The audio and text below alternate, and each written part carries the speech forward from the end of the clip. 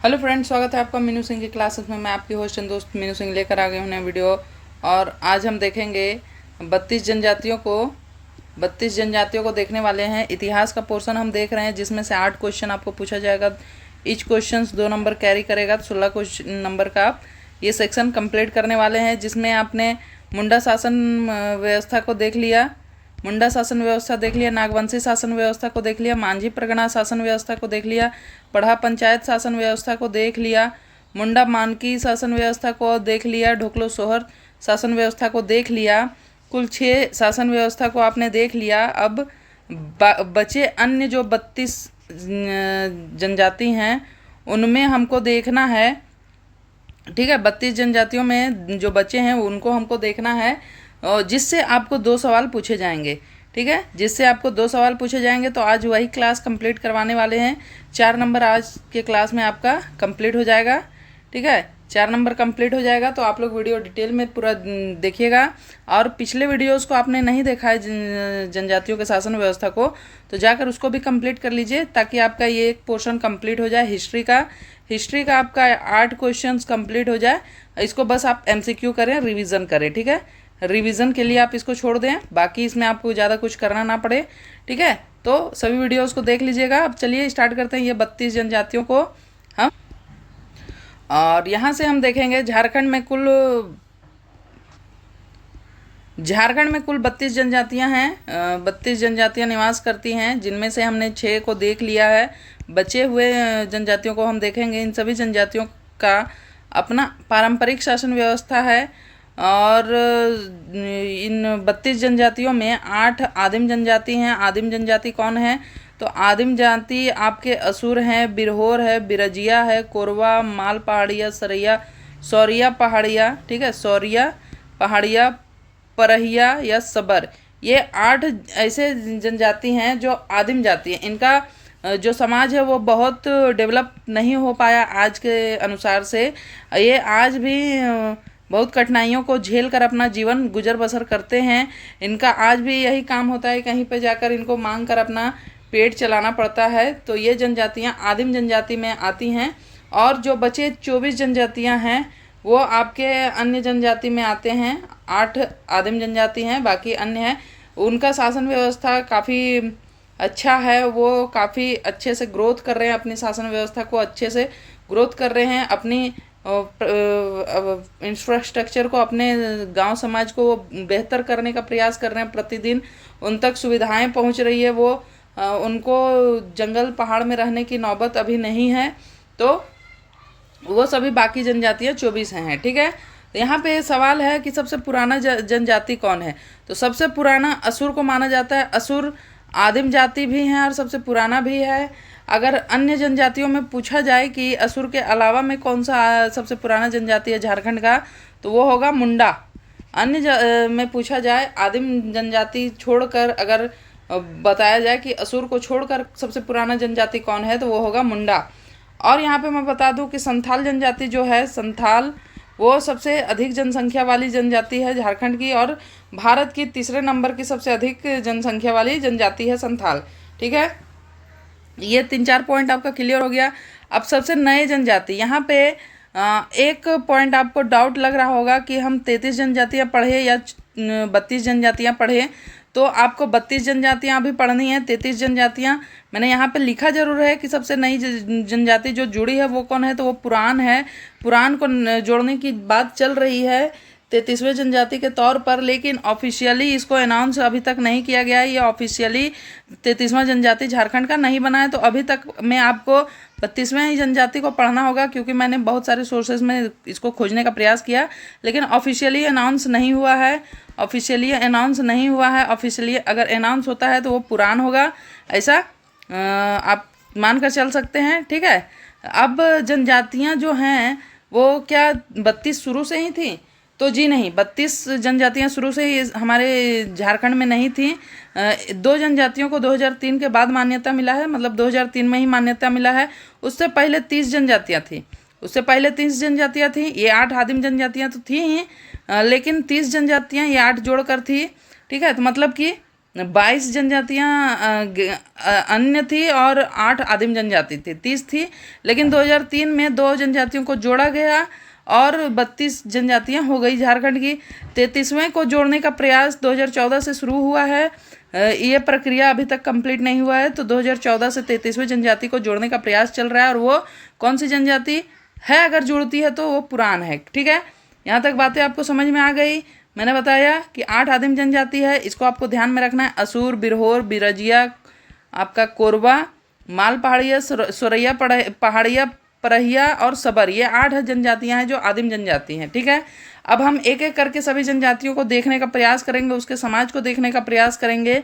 तो उसमें से सबसे पहले हम असुर को देखेंगे। असुर जनजाति क्या है, इसको हम देखने का प्रयास करेंगे। ठीक है, वीडियोस आपको पसंद आ रही हो तो वीडियो को आप लाइक कीजिएगा, अपने दोस्तों में शेयर कीजिएगा, और चैनल पर नए हैं तो चैनल को सब्सक्राइब कर लीजिए। यहाँ पर 14 JPSC, ठीक है, 14 JPSC और JSSC, excise constable, Jharkhand SI, सभी चीज़ों की तैयारी यहाँ पे झारखंड जीके द्वारा आपको करवाया जाएगा। और झारखंड जीके का वेटेज बढ़ा है, ये आपको मालूम होना चाहिए। हमारे जो JSSC के गज़ट में झारखंड से पूछे जाने वाले सवालों की संख्या बढ़कर 60 हो गई है। 60 सवाल अब हर एक एग्ज़ाम में झारखंड से पूछे जाएंगे JSSC द्वारा। ठीक है, असुर समाज की शासन व्यवस्था कैसी है, तो असुर में जो पंचायत का प्रमुख होता है, पंचायत के प्रमुख के तौर पर जो अधिकारी होते हैं, ठीक है, उनमें महतो, एक मिनट, महतो, बैगा, ठीक है, पुजार, महतो, बैगा, पुजार, गुड़ाइत, ये सभी होते हैं प्रमुख। पंचायत प्रमुख कौन होते हैं, तो महतो, बैगा, पुजार, गुड़ाइत, ये प्रमुख होते हैं। और इनकी जनजाति में गांव के सभी वयस्क पंचायत में भाग लेते हैं। ठीक है, पंचायत में भाग कौन लेता है, पंचायत में महिलाएं भाग नहीं लेती हैं, पंचायत में बुजुर्ग भाग नहीं लेते हैं, आपके बच्चे भाग नहीं लेते हैं। ठीक है, पंचायत में महिलाएं भाग नहीं लेती हैं, बच्चे भाग नहीं लेते हैं, यहाँ पे वयस्क भाग लेते हैं। ठीक है, पंचायत में वयस्क सदस्य, वयस्क पुरुष जो होते हैं, वयस्क पुरुष वही भाग लेते हैं। ठीक है, वही भाग लेते हैं पंचायत में। इनकी पंचायत की बैठक में वयस्क पुरुष भाग लेते हैं। 5 गांवों को बैठाकर, आपका 5 गांवों को बैठाकर एक वरिष्ठ नागरिक का पंच बनाया जाता है। 5 गांवों को मिलाकर वरिष्ठ नागरिकों का पंच बनाया जाता है, जिसमें गांव के सभी विवादों का निपटारा किया जाता है। पंच बनाया जाता है 5 गांव को मिलाकर। इसमें आपका वरिष्ठ नागरिक रहते हैं, वरिष्ठ नागरिक रहते हैं। ठीक है, और इसमें क्या किया जाता है, तो गांव के विवादों को निपटाया जाता है पंच द्वारा। पंच द्वारा शारीरिक और आर्थिक दोनों प्रकार के दंड दिए जाते हैं। ठीक है, समझ में आ गया। पंचायत का प्रमुख कौन रहता है, तो महतो, बैगा, पुजार, गुड़ाइत। और पंचायत का भागीदारी कौन करते हैं, तो वयस्क पुरुष सदस्य करते हैं, इसमें महिलाएं भाग नहीं लेती हैं। ठीक है, वयस्क पुरुष सदस्य भाग लेते हैं। और 5 गांव को मिलाकर वरिष्ठ नागरिक एक पंच बनाते हैं। 5 गांव को मिलाकर पंच बनाते हैं। और पंच का कार्य क्या होता है, तो सभी गांव के विवादों को निपटारा करना और शारीरिक और आर्थिक दोनों प्रकार के दंड देने का अधिकार भी पंच को ही रहता है। ठीक है, ये क्लियर हो गया असुर का। आप लोग नोट्स बनाना चाहें तो नोट्स बना लीजिए, क्लिक कर लीजिए पिक्चर।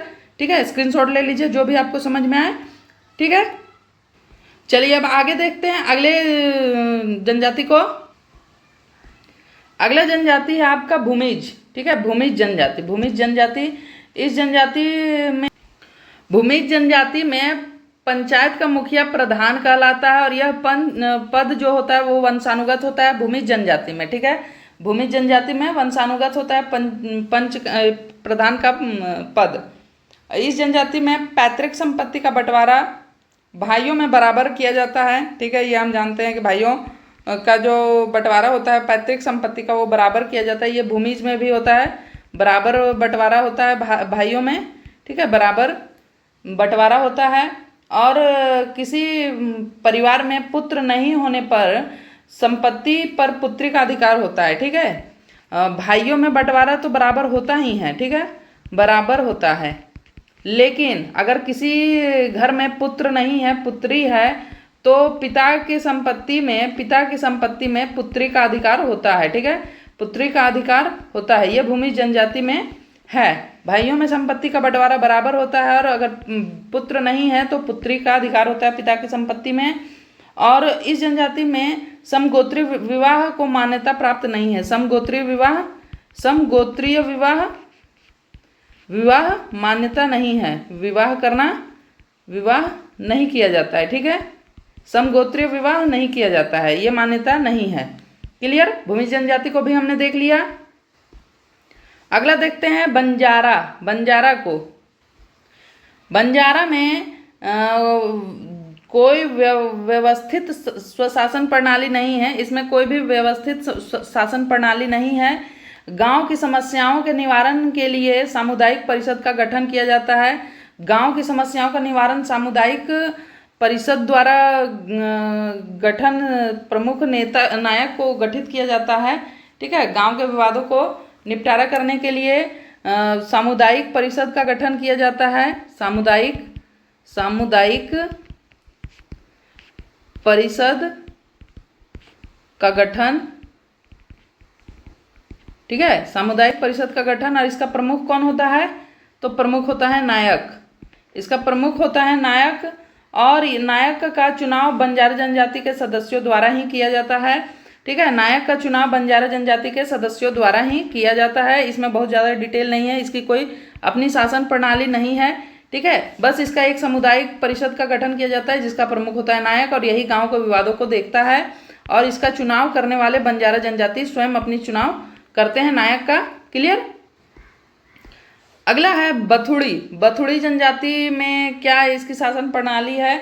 तो बथुड़ी जनजाति में परंपरागत पंचायत व्यवस्था पाई गई है।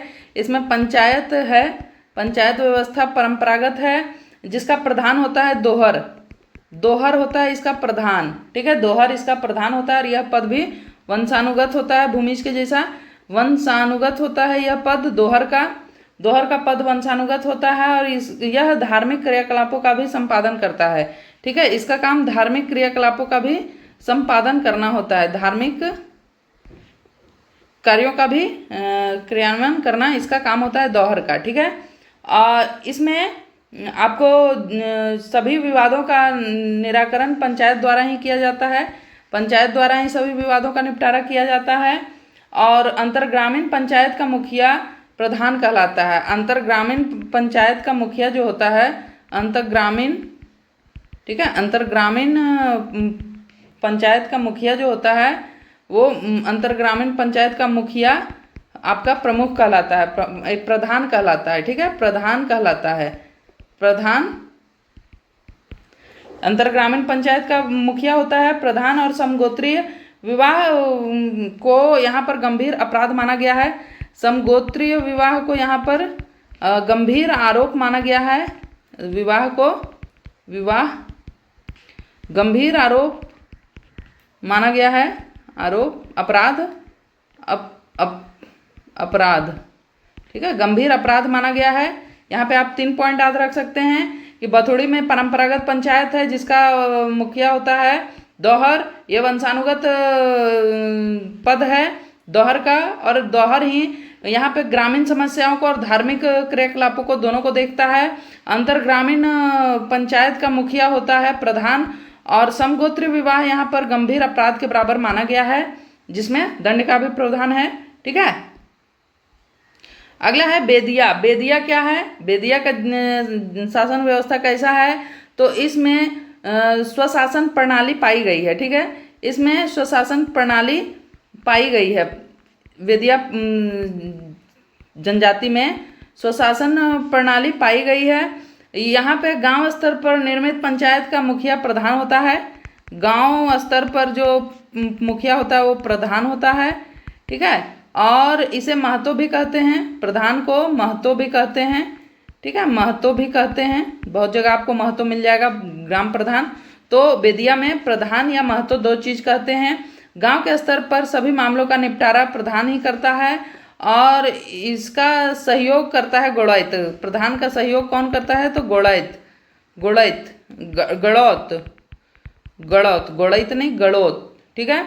और कई गांवों को आपस में मिलाकर अंतरग्रामीण पंचायत का गठन किया जाता है, जिसका मुखिया सरकार होता है। अंतरग्रामीण पंचायत का मुखिया कौन होता है? अंतरग्रामीण, ठीक है, अंतरग्रामीण पंचायत का मुखिया सरकार, मुखिया सरकार कहलाता है। ठीक है, सरकार। ये कई गांवों को मिलाकर होता है, जैसे 5, 7, 10 इस तरह से कई गांवों को मिलाकर अंतरग्रामीण पंचायत बनाया जाता है और इसका मुखिया सरकार कहलाता है। ठीक है।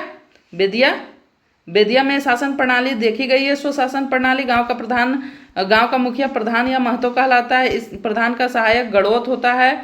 5, 7 गाँव को, 10 गाँव, 12 गाँव को मिलाकर अंतरग्रामीण पंचायत बनाया जाता है, जिसका मुखिया सरकार होता है। ठीक है ना। ये सभी चीज़ें आपको समझ में आ गई। और सभी गांव स्तरीय सभी मामलों का निपटारा करने का अधिकार किसको है? तो प्रधान को है और उसका सहायक गणोत है। ये बातें आपको बेदिया से समझ में आ गई। बिंझिया जनजाति को देखते हैं तो यह जनजाति अपनी जातीय पंचायत चलाती है। बिंझिया जनजाति, जिसमें प्रधान मादी तथा गद्दी 2 होते हैं। ठीक है। बिंझिया जनजाति में ग्राम प्रधान कौन होता है? तो मादी या गद्दी। ठीक है, गद्दी, मादी या गद्दी होते। निवारण पंचायत में किया जाता है। इस जनजाति में प्रत्येक घर के प्रतिनिधि सदस्य मिलकर एक प्रतिनिधि समिति का गठन करते हैं। ठीक है, प्रत्येक घर से एक सदस्य मिलकर प्रतिनिधि समिति का गठन करते हैं, जिसका प्रमुख करटाहा कहलाता है। प्रतिनिधि समिति का प्रमुख कौन कहलाता है? प्रतिनिधि समिति का प्रमुख करटाहा, प्रमुख करटाहा। ठीक है। प्रतिनिधि समिति का प्रमुख कौन होता है? तो करटाहा। और इसमें भागीदारी कौन करते हैं? प्रत्येक घर का एक सदस्य इसमें भागीदारी करता है। ठीक है। करटाहा ही सभी प्रकार के विवादों का निवारण करता है, सभी ग्रामीण विवादों को निपटारा करता है करटाहा। इसका फैसला अंतिम और सभी को मान्य होता है। करटाहा जो फैसला लेता है वो अंतिम होता है और सब मानते हैं इसको। इस जनजाति में गौमांस का भक्षण वर्जित है। यहाँ पे गौमांस खाना वर्जित है, गौमांस का भक्षण वर्जित है। ठीक है। और गौमांस का भक्षण करने पर समाज से बहिष्कृत करने का प्रावधान है। ठीक है। बिंझिया जनजाति गौमांस के विरोधी हैं। ठीक है। यहाँ पे गौमांस भक्षण करना कानून अपना सामाजिक दंड है और इसमें से आपको अपने समाज से बहिष्कृत कर दिया जाता है। और कुछ अपराधों में के मामले में गांव को सामूहिक भोज देने पर समाज के जो बहिष्कृत व्यक्ति है उसको पुनः समाज में शामिल कर दिया जाता है। कुछ मामलों में अगर वो उसको गांव से बहिष्कृत किया गया है तो वो गांव वालों को भोज खिलाता है तो उसको फिर से समाज में सम्मिलित कर दिया जाता है। ठीक है। उसको यहाँ पे गौमांस खाना समाज से बहिष्कृत करने का दंड है। और कुछ मामलों में गांव से बहिष्कृत होने पर वो गांव वालों को भोज करवाने पर वो वापस अपने समाज में जुड़ सकता है। ठीक है। अब देखते हैं बिरजिया जनजाति। इस जनजाति में बिरजिया जनजाति में पंचायत व्यवस्था पाई गई है, जिसका मुखिया कोई गणमान्य व्यक्ति होता है। ठीक है। कोई गणमान्य व्यक्ति होता है यहाँ पे पंचायत का मुखिया। और पंचायत द्वारा ही सभी प्रकार के मामले का निपटारा किया जाता है। गणमान्य आपका मुखिया होता है और यहीं पे सभी मामलों का निपटारा किया जाता है। इसकी जनजाति पंचायत में बैगा, बसरा, ठीक है, बैगा आपको मिल जाएगा, बसेरा मिल जाएगा, बेसरा, ठीक है, धावक और गांव के बुजुर्ग की सम्मिलिति यहाँ पे रहती है। गांव वालों की सम्मिलिति यहाँ पे रहती है किसी भी विवादों को निपटारा करने में, कोई भी कार्य करने में। तो यहाँ पे बैगा, बेसरा और धावक मिल जाएंगे और गांव के बुजुर्ग सभी लोग सम्मिलित रहते हैं इस पंचायत व्यवस्था में। ठीक है, बिरजिया जनजाति में। अब हम बिरजिया के बाद देखने वाले हैं बिरहोर को। बिरहोर जनजाति को देखेंगे। बिरहोर जनजाति क्या है? तो बिरहोर जनजाति के लोग शिकार समूह हैं। ठीक है, बिरहोर जनजाति के लोग शिकारी हैं, शिकार समूह के रूप में बटे हुए हैं, जिसे टंडा कहा गया है। शिकार को टंडा कहा गया है। ठीक है, बिरहोर को समाज को टंडा कहा गया है और टंडा ही में इसकी सर्वोच्च संगठन भी है। ठीक है, टंडा ही बिरहोर समाज की सर्वोच्च संगठन भी है। सर्वोच्च संगठन क्या है? तो टंडा ही है। ठीक है। इसका मुखिया कौन होता है? संगठन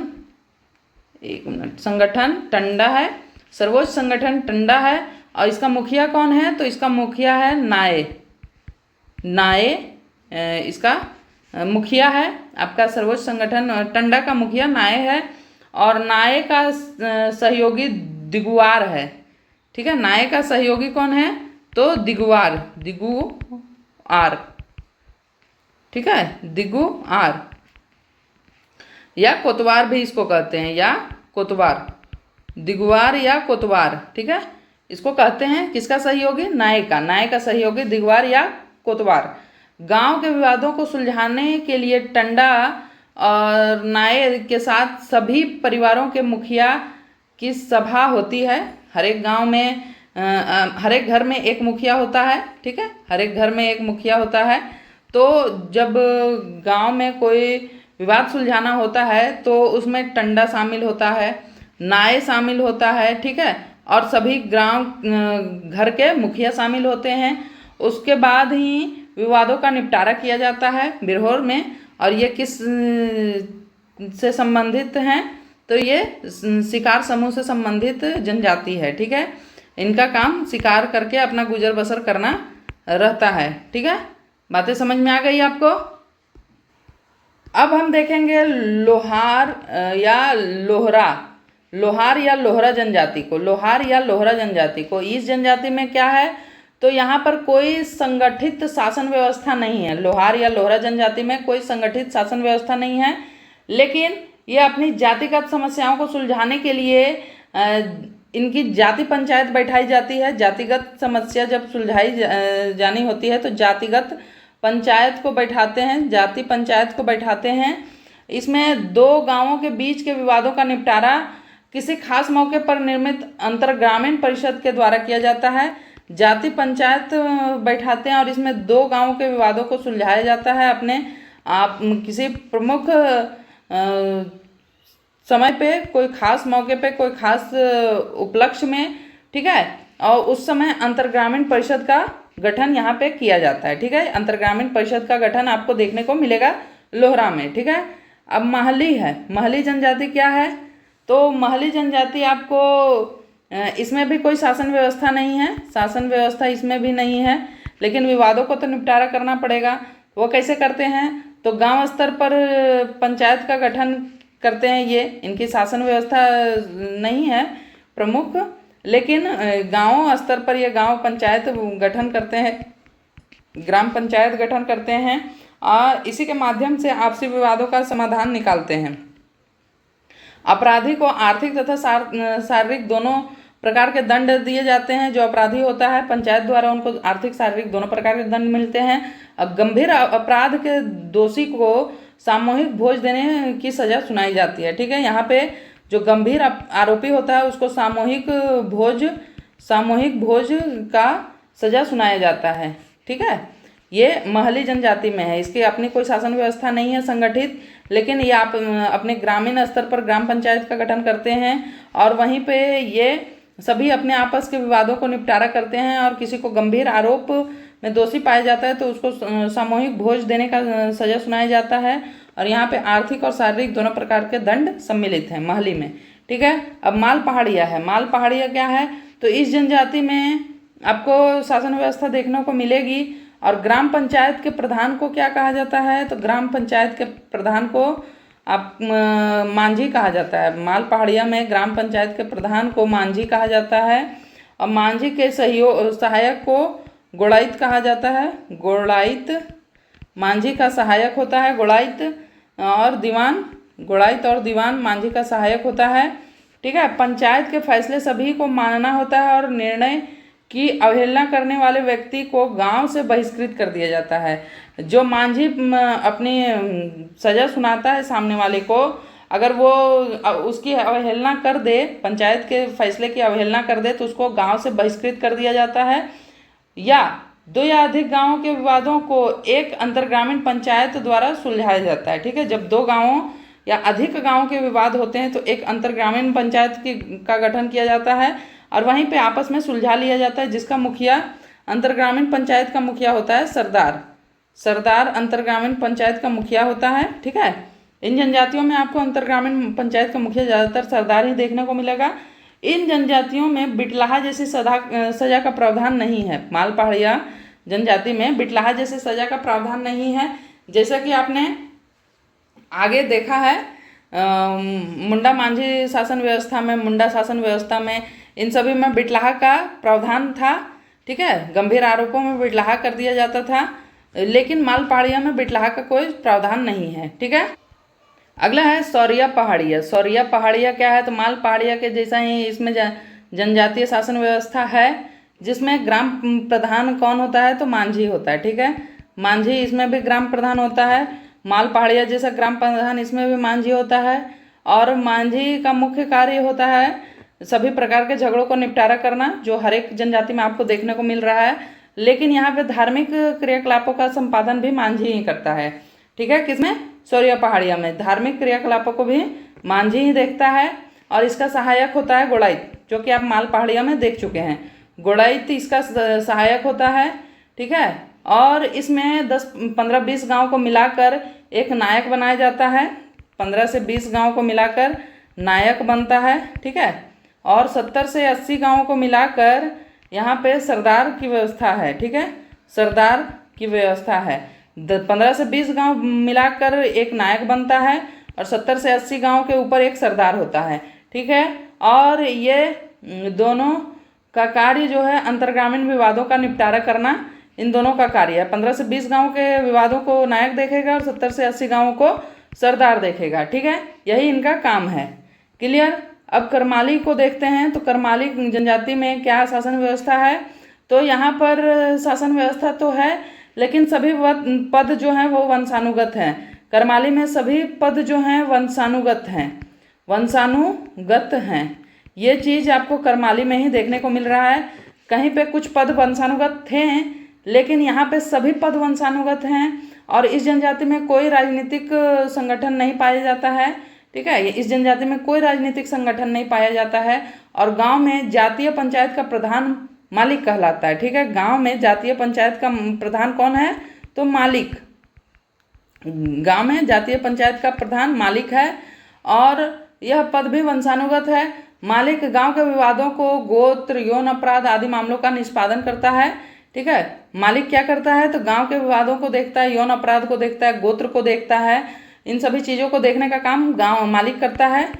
ठीक है, और परगना स्तर पर सतगवैया नामक पंचायत होता है। ठीक है, गांव में मालिक होता है और परगना में सतगवैया होता है। सतगवैया। ठीक है, गवैया, सतगवैया, ये आपका होता है परगना स्तर पर सतगवैया। ठीक ना? इसमें क्या होता है? तो ये कार्य अंतरग्रामीण विवादों का निपटारा करने के लिए परगना स्तर पर बनाया जाता है। और परगना से ऊपर 20-22 गाँवों को मिलाकर, परगना से भी ऊपर, इससे भी ऊपर 20-22 गाँव को मिलाकर क्या बनाया जाता है? तो पंचायत होती है, जिसका बाईसी कहा जाता है। ठीक है, 20-22 गाँव को मिलाकर जो पंचायत बनती है उसको बाईसी कहा जाता है। बाईसी कहा जाता है। और इस जनजाति में शारीरिक के साथ साथ आर्थिक दंड का भी प्रावधान है। ठीक है, शारीरिक और आर्थिक दोनों प्रकार के दंड का प्रावधान है। और गोड़ाइत द्वारा पंचायत की बैठक की सूचना गांव वालों को दिया जाता है। पंचायत की बैठक की सूचना कौन देता है? तो गोड़ाइत। गोड़ाइत बहुत जनजाति में आपका खबर पहुंचाने का कार्य करता है। तो ये करमाली में भी गोड़ाइत खबर ही पहुंचाने का कार्य कर रहा है। ठीक है, आप पूरी जनजाति को देखिएगा तो आपको समझ में आ जाएगा। मैंने आपको आधा जनजाति करवा दिया है। ऑलमोस्ट आप 6 क्वेश्चन कर लेंगे। ये 2 क्वेश्चन के लिए आपको इतना पढ़ना पड़ रहा है। और देख रहे हैं कि 2-2 लाइन का सभी जनजातियों का शासन व्यवस्था यहाँ पे दिखाया जा रहा है। ठीक है, अब परहिया को देखते हैं। तो परहिया जनजाति में क्या है? तो यहाँ पे गांव के पंचायत का मुखिया महतो कहलाता है। पंचायत का मुखिया महतो कहलाता है। महतो कहलाता है ग्राम पंचायत का मुखिया। और इसका सहायक कहतो या खतो कहलाता है। इसका सहायक कहतो या खतो कहलाता है। खतो कहलाता है सहायक। ठीक है। सहायक क्या कहलाता है, कहतो या खतो, किसका, परहिया का, परहिया का सहायक। महतो द्वारा प्रथागत नियमों के आधार पर निर्णय लिया जाता है, महतो द्वारा, ठीक है, क्योंकि वो ग्राम प्रधान है, ग्राम का मुखिया है। और प्रत्येक गांव में एक जाति पंचायत होता है जिसे भैयारी कहा जाता है या जाति गोठ कहा जाता है, भैयारी या जाति कोट कहा जाता है। प्रत्येक गांव पर जो पंचायत निर्मित होती है उसको भैयारी या जाति कोट, भैयारी या जाति गोठ, ठीक है, भैयारी या जाति गोठ है ना, ये गांव पर। लेकिन 8 से 10 गांव को मिलाकर जो पंचायत बनती है उसको क्या कहते हैं, 8 से 10 गांव को मिलाकर जो अंतर्ग्रामीण पंचायत बनती है उसमें कारा भैयारी उसका प्रमुख होता है, उसका कारा भैयारी उसका प्रमुख होता है। 8 से 10 गांव को मिलाकर अंतर्ग्रामीण पंचायत का कारा भैयारी उसका प्रमुख होता है। और यह एक से अधिक गांव के विवादों का निपटारा करता है। गांव के धार्मिक क्रियाकलापों का संपादन महतो द्वारा किया जाता है, क्योंकि ग्राम का प्रधान कौन होता है, महतो होता है, ठीक है। धार्मिक क्रियाकलापों को महतो देखता है। और गांव के कल्याण के लिए बैगा द्वारा पूजा पाठ आदि संबंधित क्रियाकलापों का संपादन किया जाता है।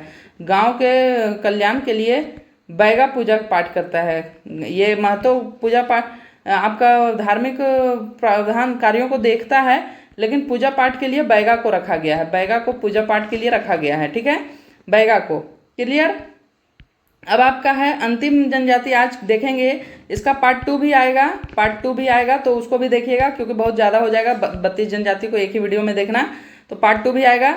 ये है कोरबा। कोरबा जनजाति में क्या है, तो इसमें अपनी जातीय पंचायत नहीं पाई जाती है। इसके माध्यम से शादी विवाह, यौन अपराध, जमीन जायदाद संपत्ति का बंटवारा, तलाक, डायन, बिसाही, ये सभी चीज़ों का निपटारा किया जाता है। सभी चीज़ों को देखने का कार्य कौन करता है, तो कोरबा जनजाति का अपना जाति पंचायत देखता है, ठीक है। जाति पंचायत देखता है क्या क्या, तो शादी विवाह के संबंधों को देखता है, यौन अपराधों को निपटारा करता है, जमीन जायदाद के विवादों को समझाता है, संपत्ति का बंटवारा करता है, तलाक को देखता है, डायन, बिसाही, सभी चीज़ों को देखने का काम किसका है, तो कोरबा का ग्रामीण पंचायत को, ठीक है। और ग्रामीण पंचायत का प्रधान कौन होता है, तो मुखिया। ग्रामीण पंचायत का प्रधान कौन होता है, तो मुखिया। मुखिया इस सभी चीज़ों को देखता है। और अंतर्ग्रामीण विवादों के निपटारे के लिए बड़ा मुखिया का आयोजन किया जाता है। बड़ा मुखिया अंतर्ग्रामीण पंचायत का गठन किया जाता है और उसमें बड़ा मुखिया उसके सभी विवादों को निपटारा करता है, ठीक है। इसमें जनजाति में गवाहों को शपथ दिलाकर आरोपों को सत्यता का पता लगाया जाता है। गवाहों को शपथ दिलाया जाता है, शपथ दिलाया जाता है, जैसे गीता पर हाथ रख के आप देखते हो कि कोर्ट में शपथ दिलाया जाता है, वैसा ही कोरबा जनजाति में अपराधों को सत्यता दर्शाने के लिए इनको शपथ दिलाया जाता है और अपराधों का जानकारी निकाला जाता है, ठीक है। जाति के बारे में, जाति से बाहर विवाह करने पर व्यक्ति को बिटलाहा कर दिया जाता है, अपने समाज से निष्कासित कर दिया जाता है, ठीक है, बिटलाहा कर दिया जाता है। और समाज से निष्कासित व्यक्ति को भोज भात के द्वारा पुनः समाज में शामिल किया जाता है। ये आप बहुत जगह देख रहे हो, बहुत जनजाति में ये चीज़ें हैं, ठीक है। बिटलाहा कर दिया जाता है कब, जब जाति से बाहर ये विवाह करते हैं और समाज में सम्मिलित होने के लिए जाति भोज करना पड़ता है, भोज भात करना पड़ता है और ये फिर समाज में आ जाते हैं। और इस प्रथा को क्या कहा जाता है, तो इस प्रथा को भात भितार कहा जाता है। भितार, भात भितार, जब निष्कासित व्यक्ति जब समाज में वापस आता है तो इस प्रथा को भात भितार कहा जाता है। और इसमें निष्कासित व्यक्ति द्वारा आपको जाति भोज दिया जाता है, ठीक है। समझ में आ गया ये सभी चीज़ें। कोरबा का ग्रामीण पंचायत का मुखिया कौन, प्रधान कौन है, तो मुखिया है। और मुखिया के ऊपर अंतर्ग्रामीण पंचायत का मुखिया कौन होगा, तो बड़ा मुखिया होगा। इसमें अपराधों को सत्य करने के लिए शपथ दिलाई जाती है और यौन संबंधों में आपका अंतर्जातीय विवाह करने पर, अपने जाति से बाहर विवाह करने पर अपने समाज से बिटलाहा कर दिया जाता है। और बिटलाहा का मतलब क्या होता है, तो अपने समाज से निष्कासित कर दिया जाता है। निष्कासित व्यक्ति को समाज में फिर से वापस लाने के लिए भोज भात करना पड़ता है। और भोज भात की प्रथा को क्या कहा जाता है, तो भात भितार। आपको कोरबा समझ में आ गया होगा पूरे बातें। जब हम इसकी MCQ देखेंगे तो आपको कन्फ्यूजन होगा, इसीलिए आप लोग इस वीडियो को पूरा देखिए। यहाँ तक देख लिए होंगे तो वीडियो को लाइक कीजिएगा, चैनल को सब्सक्राइब कीजिएगा। आपके लिए बेहतरीन वीडियोस अपलोड किए जा रहे हैं, ठीक है। और अपने दोस्तों में शेयर कीजिएगा और इसको बार बार रिवाइज करने का प्रयास कीजिएगा। शॉर्ट नोट्स अपने कॉपी में बनाकर उसको बार बार देखने का प्रयास कीजिएगा, तभी आप इसके एमसीक्यूज को अच्छे से लगा पाएंगे, नहीं तो आपको बहुत कन्फ्यूजन होगा इसमें। ठीक है, 2 नंबर के लिए ये बहुत बहुत मेहनत लगवाता है, क्योंकि बहुत लेंदी प्रोसेस है इसका, है ना। तो चलिए, ये वीडियो मज़ा आया होगा आपको देखकर। अब देखते हैं नेक्स्ट वीडियो में, इसके सेकेंड पार्ट को देखने का प्रयास करेंगे। मिलते हैं नेक्स्ट वीडियो में, तब तक के लिए जय हिंद। चैनल को सब्सक्राइब कर लीजिएगा। Thank you.